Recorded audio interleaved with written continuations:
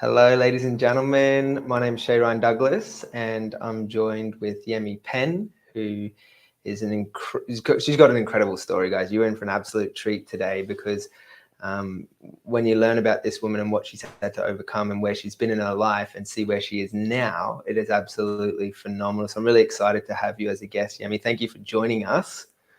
Thank you so much for having me. Like I said, so excited to talk about any and everything. So yeah, glad to be here.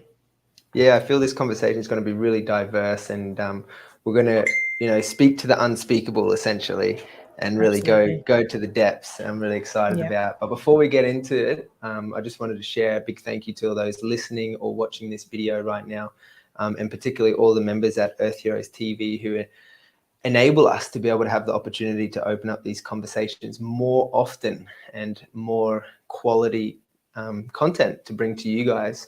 So without the members, we wouldn't be operating and be functioning. So we're really grateful that you guys enjoy this content. And we just want to invite you that if you do enjoy it, just leave us a comment. Let us know what you liked about it or what you didn't like. And feel free to share it with your friends, because Earth Heroes TV is a conscious media platform with a bigger mission. So we're all about helping the health of the people and also of the planet. That's why we focus on regenerative projects. But today's conversation, we're going to be talking about really harnessing that intergenerational wisdom, keyword wisdom, by really looking at, our past unresolved emotional traumas from our life. This is a big topic, and I'm really grateful that you're joining us, Yemi, and someone who's born in Nigeria, grown up in the UK, now living in Australia, here in Sydney. I'm blessed that you're here. You've got this incredible life where you're an entrepreneur, you're a really great speaker, speaking at TED, you're an engineer by profession, and you really got this transformational mindset. You're really someone who's just boldly stepping forward and speaking to a lot of these, again, unspeakable kind of areas of life. And so I'm pretty curious, maybe we just want to dive in there just to give the audience a little bit of a background of, essentially your story and how you've gone from homelessness and gone into this like CEO powerhouse go-getter of a woman. And and then we can explore maybe like that catalyst for change and what really stood out for you as a moment for transformation. But let's start by your story, because it's a fascinating one, guys. You're really going to love this. Wow, it's funny. I must be on a journey. I've got to start off by saying that I am now Yemi Penn version 9.9. You think of the 9.9. updates you have to do on your phones, the software updates. I literally am going through updates every single month, that even your introduction of me has me think, who is that person? Because I think I've moved since then. So just one minor correction. I was actually born in the UK. So how do I describe myself? I'm a British-born Nigerian living in Sydney, Australia. And I put myself that way because my Nigerian culture it's a really big part of me. And it's funny because the further I move away from Nigeria, and I guess big groups of Nigerian people, I realize why my parents were not adamant. We're really dedicating to making sure I didn't lose the culture, because it feels like I'm going back to the future at the moment. And I'll be able to share a bit more what I'm doing, because I'm currently studying a PhD, which is really close to my culture in Nigeria. But I guess, when I hear the sensational headline of going from homelessness to CEO and running businesses, do I say I'm proud of that story? I am proud of the change I did. And I want to start by saying that everybody's got a story. Everybody truly has a story. And I think some of the stories just manage to make it in the newspaper or on a web page. But for me, I was, born to two seemingly well-adjusted parents. And, we kind of did this thing. There's a movie called Farming, which is where, and you probably wouldn't know this in my bio, and I'm pretty confident I don't talk about it in my book, but it feels like something I should say. There's a film called Farming where it shows a period, especially in the 80s, where a lot of Nigerian families in particular had their children living and raised by white families in the UK. Now, every parent had a different reason for doing it. And I think what we were told back then is that that happened because our parents needed to study and they thought, what a good place for us to learn a different culture in the UK. So that is almost the beginnings of, I guess, my childhood. And that was where maybe really understanding the British culture became a part of me. And I'd go back to Nigeria. And this is where I think the manifestation of who I am is now coming through, because the younger years of me in Nigeria is where I experienced, I guess, one of my deepest traumas that I'm still working through. And that plays a big role in where I am today. But I mean, I could keep on going and talking, but I'm keen to understand if there's anything in particular you want to ask, because I think I'm also a nomad. I mean, what is a South London girl doing in Sydney? There's usually a long story to that. But yeah, that's the probably best way to summarize without me droning on and not trying to answer a particular question. Oh, I love that. That's awesome. The Yemi Penn 9.9 version. This is amazing.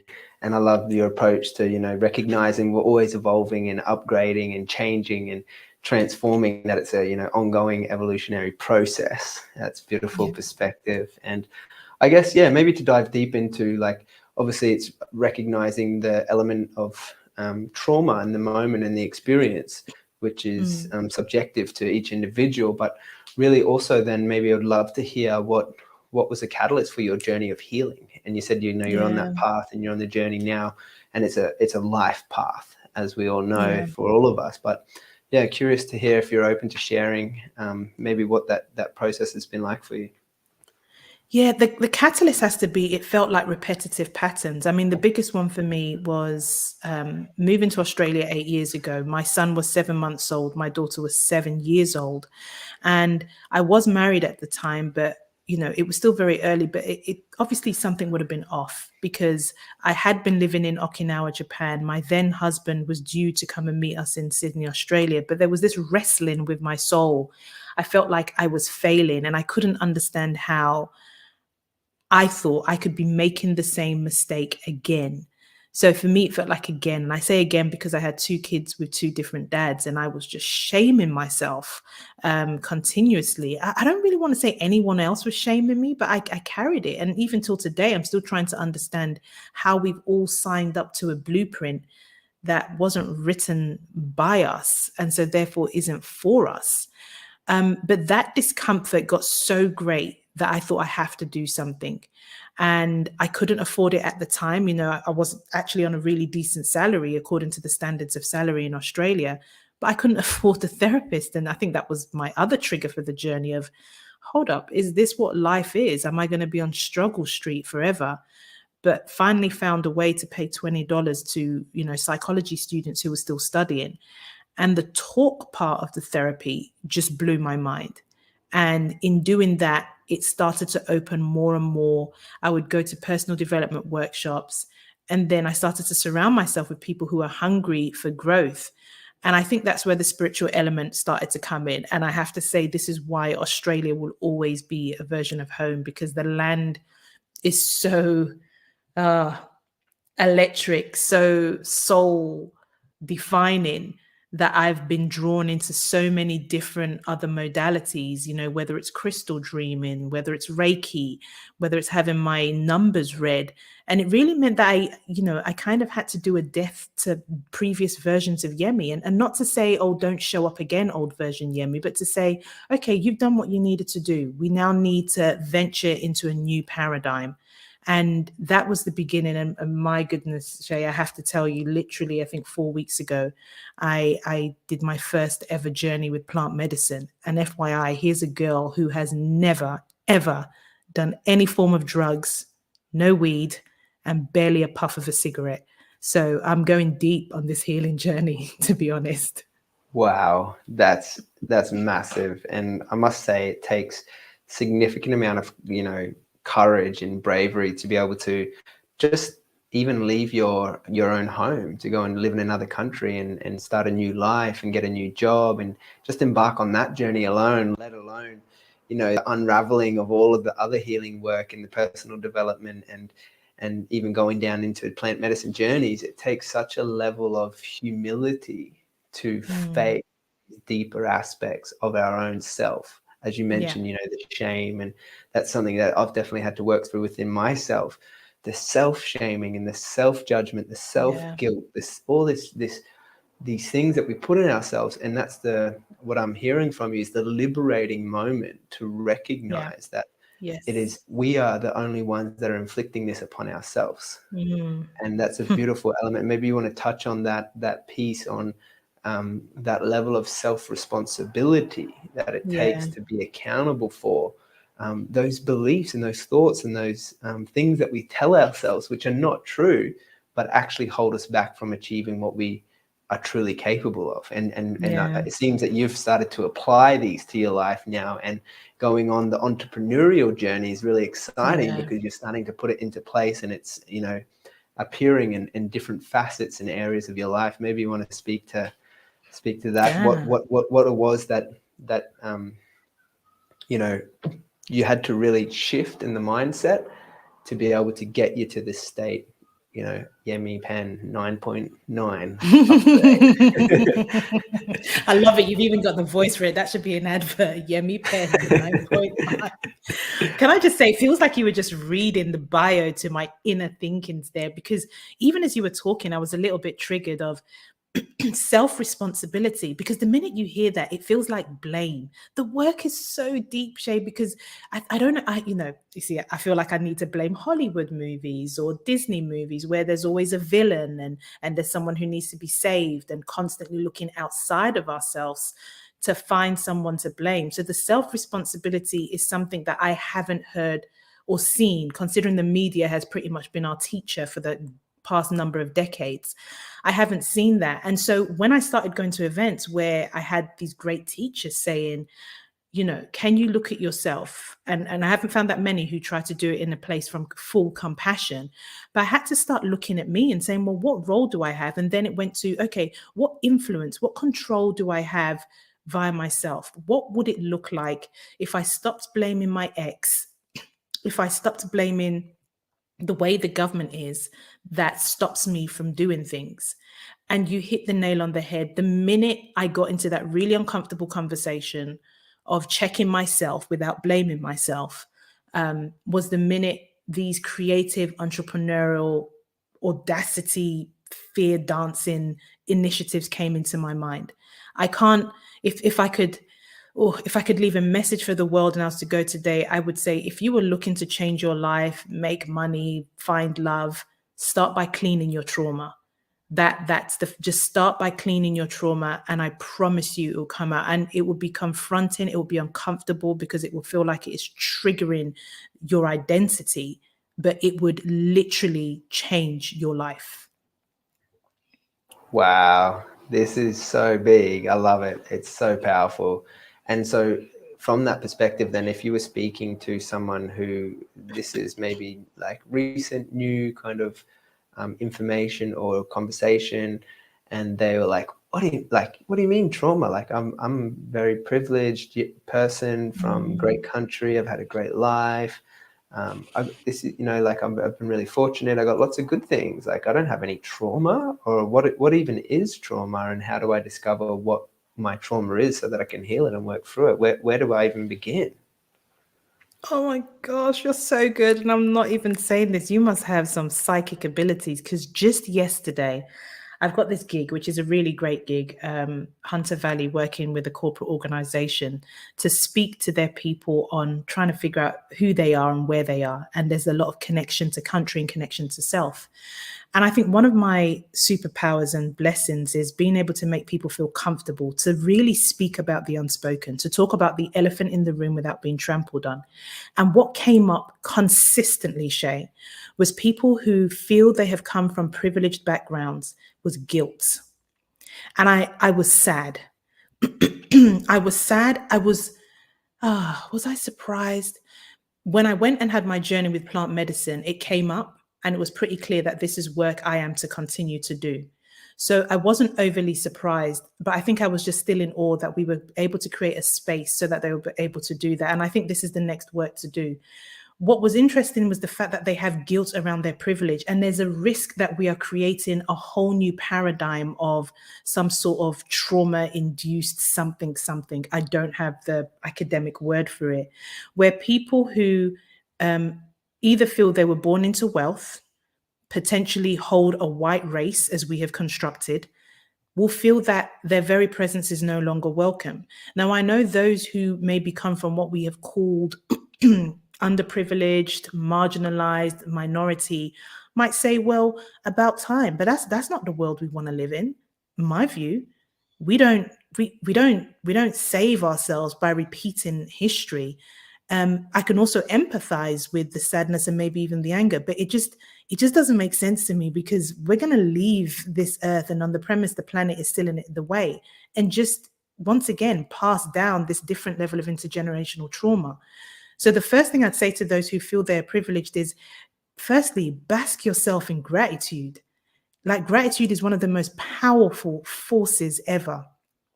Go and read the book, The Magic, or anything else that can be put to you, and do these activities that let you do that, so that you come out of shame or guilt for having. And I'm not, I don't get sponsored by anybody. I'm just saying the things that change my mind. Listening to Abraham Hicks, the one thing that they said that blew my mind was, you can't help poor people by being poor. It's a very crude statement, but to have guilt based on your privilege, just, it's a borderline wasted emotion, one that needs to be looked into. But I'd say even your challenge of yourself of being privileged in itself is trauma. I mean, the most basic definition is a distressing or disturbing event. And if we go further, is it complex? Do you think about this all the time? Do you find yourself feeling like you shouldn't have a seat at the table? No, lean in and understand other people's stories, but do your gratitude piece first, because I promise you, the minute you do that, you will find how your privilege can help with equality, but it won't come out if there's guilt. There was so much there. I hope people get something from it, but it's the work that I know I am to do now in the next couple of years. Wow, that's so good. And, we don't speak enough to gratitude and how important it is to be grateful in life. So I really love that message that you brought up there. And yeah, it's such a potent reminder, just to have that daily practice. And also curious, you touched on the element of in the work that you do of reconnecting back to the land and looking at the spiritual dimension of having that appreciation for our environment. And I'm curious to hear, what you're studying now with your PhD and how that relates to your, your upbringing and also your cultural heritage, how that impacts, and how that, story, as you mentioned, all of these stories are now coming through our devices and our screens, but what that, that indigenous story of ancient ways, how you're integrating that into a modern day seminar or talk or personal development, or into your work that you're offering now. So my PhD, funnily enough, in 2020, when things were just started getting quite hectic in the world, I kind of got this download to do a PhD. And I think I was traumatized by education in itself. And I was like, no. I kind of thought it was my ego that wanted to just get that doctorate or to be taken more seriously and blah, blah. I was creating all the stories. And then I thought, no, I don't want to do it. I'd rather do something creative. And that was when I got this inspiration to create my first documentary, which was great, well received. It, got me invited to do the TED Talk, to be interviewed in, one of my greatest mentors I hadn't met at the time, Jack Canfield. But what happened was in 2021, I still had this yearning. And that was when I felt like my guides or ancestors said, we want you to do a PhD. And I was thinking, that's 4 years. And they said, well, hold up.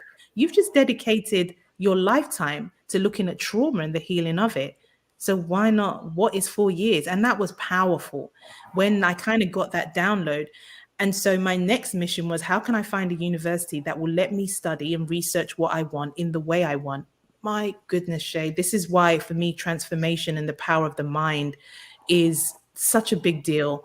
And I managed to find a university in Melbourne that is allowing me or supporting me to study and research this primary question. Can trauma be transformative?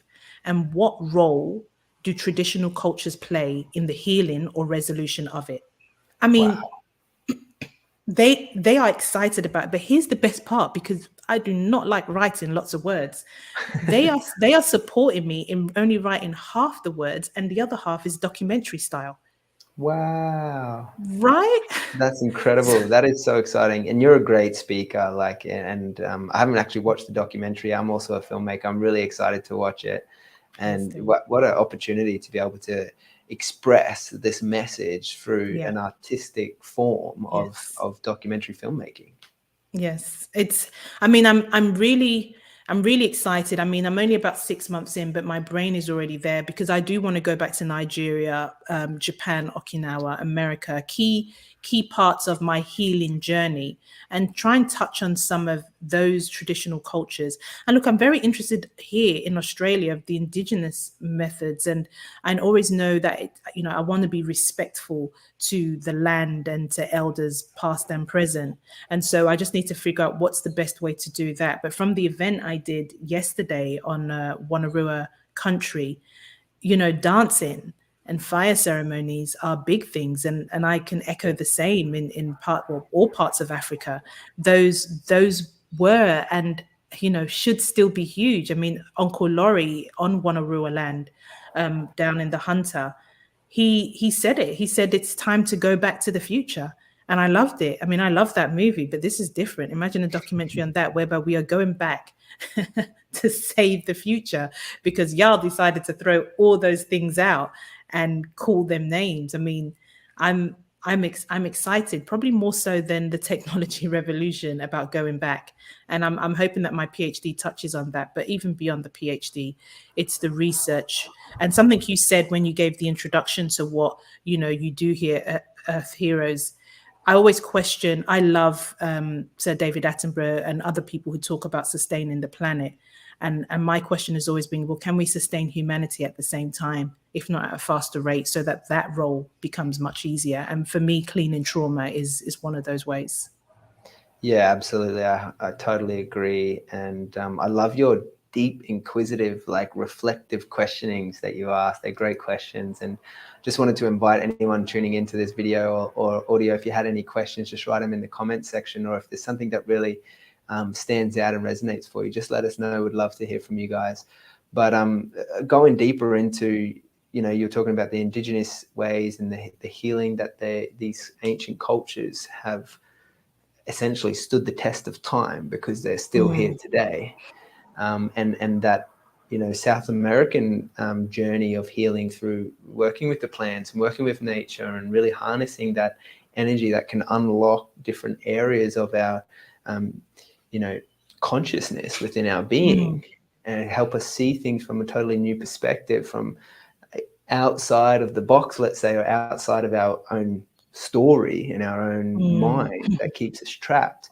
I'm really keen to hear more on how that journey has enabled you to unlock this like superhuman woman abilities that you seemingly have right now, because this is amazing. Dude, I have not even started. Like, I turned 40 in 2 weeks, and I'm just so excited and geeked out. And I know it's nice, 40 is a word, it could have been 30, but the reason why it's exciting now is because I've never felt so confident in myself. I've never felt so comfortable with whatever's the broken elements, with my shadow side, with my light side.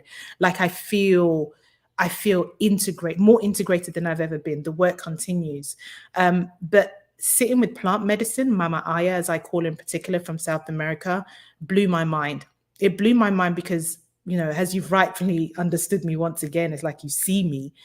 I love questions. I don't mind giving some answers, but I really, because my curiosity is wide. And I used to say, I want more, I want more. My more doesn't just mean in possession of material stuff. My more is, how much more can I expand my mind to understand the world I live in, and therefore the impact I can have. I'm so hungry for that. And what happened when I went to sit with Mama Aya was I was asking every question. Why are my feet cold? What's going on in Russia at the moment? Why did this happen? Why do I keep on seeing spiders? Because I believe there is meaning behind it. Now, I know that there might be, because I'm an engineer by profession, there might be a part of my brain that's wanting to break that down. And some people might say, you're asking too much. So what if I am? Isn't that what kids did when they were younger, and for some reason we used to shut them up? I think that's where we connect and we grow. And so sitting with plant medicine, Mama Aya, what that did for me was realize that I actually have access to answers more readily than I ever thought. And you know what blew my mind, Shay, and whoever's listening to this, was the fact that I actually think I may have been the one answering the questions. That has really blown my mind, because when I was asking questions, I would get the responses so clearly and soaked with love and compassion, with no doubt, no fear. And I think I only just dropped the penny a week ago that I may have been the one doing it, but from a different consciousness or whatever. But I actually think I was part of it. And so I'm still going through my integration of, so can I continue to follow a path, and can I be part of the making of this path? And so still investigating, but I'm excited, and for the love of mankind, don't understand why this isn't available for everybody. Wow, yeah, that's a really good point. That it seems kind of inquisitive to me that why or how it's been kind of suppressed in the West, let's say, and labeled a kind of class A drug or something that is could be beneficial, and through time and certain cultures and through different histories has really allowed the evolution of that society to progress in a way. And even if we look back through history and we look at ancient cultures like the Mayans or Sumerians or the Egyptians, then it's a humbling position to find ourselves in, that we don't really fully understand or comprehend how they were able to create these megalithic structures, for example. Correct. So what you're tapping into in terms of the creation, the story of creation, are we creating our lives? Are we answering our own questions? These are big, beautiful, amazing experiments and explorations of the self. It comes down to knowing thyself. And it sounds like, you've gone on a tremendous journey to really understand yourself in such a big and beautiful way that has given you that confidence and given you that power back. And I'm curious as to, as you move forth in the world, and you've done a lot of the healing work, and you're on this journey, and you're integrating all of this processes and healing work, when the world is also changing at a rapid rate with us, and we move into a new paradigm of being and living, and the way that we function on the land. What does, if we went to the past and we healed our trauma, and we look to the future and we create this new earth experience, what does that look like, and what does it feel like, and how would we interact and relate, and how would we be in that space? If I can be really honest, I don't think at a conscious level I've ever even allowed myself to think that, but I think somewhere under the surface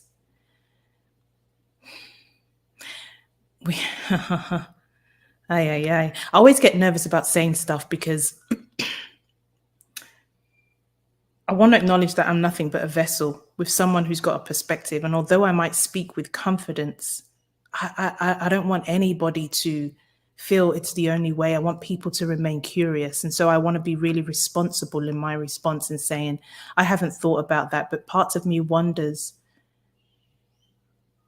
whether the world and us as humans can operate without hierarchy. I really don't know. And I only say that because I'm a South London girl, moved to Australia, and I've pretty much gone further and further inland. And now Lake Macquarie, which, for those who are listening around the world, it's kind of like closer to the lake. And we have acreage where I just want to be connected to the trees. This London girl never thought that was possible. So to say it's a calling is an understatement. But when I sit here and I look at the spiders building their web, I look at the birds coming to the tree, I see biodiversity. Don't necessarily see hierarchy, but I see some of them eating each other. I mean, even just saying this, I haven't had the opportunity to say it out. So I'm watching life in a language I was told I didn't understand. And so I'm thinking, if that's how they're operating, how can we? So when you talk of a new earth, I actually just see us working in this biodiverse way. But I don't know what that looks like because I'm still yet to tap into the mental understanding of how it, quote unquote, should be. I feel there's peace. And once again, peace does not mean that we don't have those challenging moments. Do we just accept it as is? Is it just part of the evolution of life? Is peace not fighting when something goes wrong? You know, I've done a documentary on trauma. What happens when my kids grow up and say, Mum, you know that time you didn't show up to my basketball game? That was traumatizing. What do I do then? So I don't have the answer, but as you can tell, I have so many thought processes because I still don't know what a new earth looks like. But I think peace resides in there. It's just how are we defining it? Great question, Shay. So good. I love your thought processes as well. This is such a great conversation. And yeah, I just love asking that question because it seems to me that we are co-creating this experience on some levels. And at the same time, you know, there is greater forces, cosmological perhaps, natural phenomenon that is also kind of contributing to the evolutionary progress of our human awareness. And to be born into a time when we have an opportunity to be able to go on our own journey, go on our own process, be the hero within to resolve our trauma from the past and create or tune in to the calling of our lives and our purpose.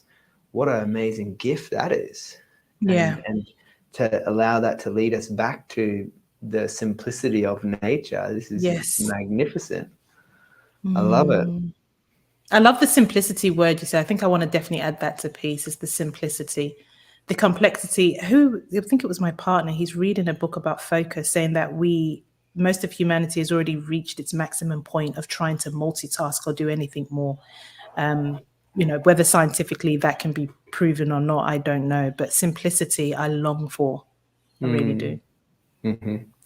And I mean, on this journey, you would have had, I'm assuming, like a tremendous amount of mentors and teachers and guides and people to support you on the journey. Is there anyone in particular who really stands out for you? You see, this is always a weird one because I get these things that I call downloads that just kind of drop for me as I search in. And it would have to be the big part of the matriarchal side of my family, my grandmom and my mum. And the reason why I'm always surprised when I say my mum is because, just in case she ever watches this or listens to this, it's not the closest relationship according to the standards of the world. It's not. But there's something, and we have contrasting views. I think my mum would sometimes struggle. I definitely know she struggled originally with my documentary on trauma, because I'm effectively speaking out the things that we typically try to hold back. But what I love about her at the same time is that she's still okay being my mum. She's still okay going, and I'm loving the person I'm becoming as I explain the reason why I'm having to do this work, but not being attached to if she is happy to take it or not. And so there's something in that matriarchal love, and she definitely has tenacity that I feel. But it's, once again, it's not logical according to the standards of the world, because I'm no longer looking for approval, but I'm okay with having love and support, which is not to try to stop me. And I think those two are really powerful. My grandmom, because I spent some time with her, and I'm now remembering the things she did that involved using nature, plants. My grandmom would often go to the river. She would bring back stones And we just didn't understand as kids because they were just stones. But for her, there was something sacred in it. And it was just a language, once again, that we didn't understand. So that remembering element is a pure gift. And oh, look, there have been so many other people. I now know that I have guides. Wouldn't have known that before, but a few people have seen people standing behind me on stage, which freaked me out first time. But now I think I can understand a bit more. That's beautiful. Thanks for sharing. It's really lovely to hear that, you know, there is that connection. I've really enjoyed this conversation with you. It's been so good to dive deep into it. And I got one more question for you before we wrap up today's conversation. And I'm sure those who are listening have also really enjoyed it. Again, please let us know if you have, and feel free to share this video. But I'm curious what your perspective is, having, you know, gone through big shifts in your life and big deaths of your identities and upgrades of your system, and so many phenomenal transformations and changes.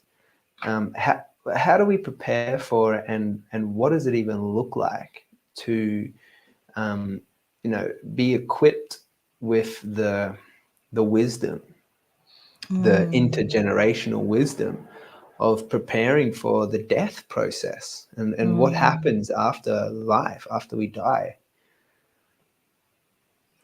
I think there are two extremes of humanity that are closest to reality or the truth, whatever that may be, because I definitely don't know it. And I think they are really young people. You know, most people, especially from a psychological perspective, but even go spiritual, there's something before the age of 8 or whatever it is that we just haven't overly screwed them over yet with our ideologies of what the world is. And believe it or not, way in which I get wisdom, number one, is having conversations with those. And I mean it. I take it in the simplest form. I try to be present when they're doing something that seems ridiculous. I'm just like, what? Why are you doing that? And then they tell me, and then I try to unscramble it in my own adult worldly mind. But there's wisdom there, and I think we might be missing a beat without connecting with our young ones as much as we should. And then the other is the other spectrum, when they almost return back to self.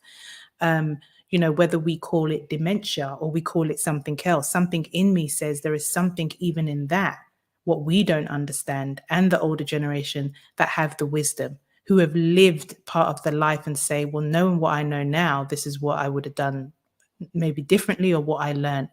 I think another way to tap into intergenerational wisdom is some of the ancient modalities, whether that's going into a different level of consciousness through meditation, through plant medicine, crystal dreaming, so many things I don't know of. I think we have to get comfortable with accessing that, and we need to do it to, sounds really heroic, which is what this is about, Earth Heroes, but it's to change the world. I think we need to start tapping into that, because the wisdom is there. I personally think the wisdom in trees is supreme, and I'm still trying to figure out, without using my analytical worldly mind, to figure out how I can get in on that. And I know that one of them is to connect with them and let them feel safe. That is so good. That's profound. I love it.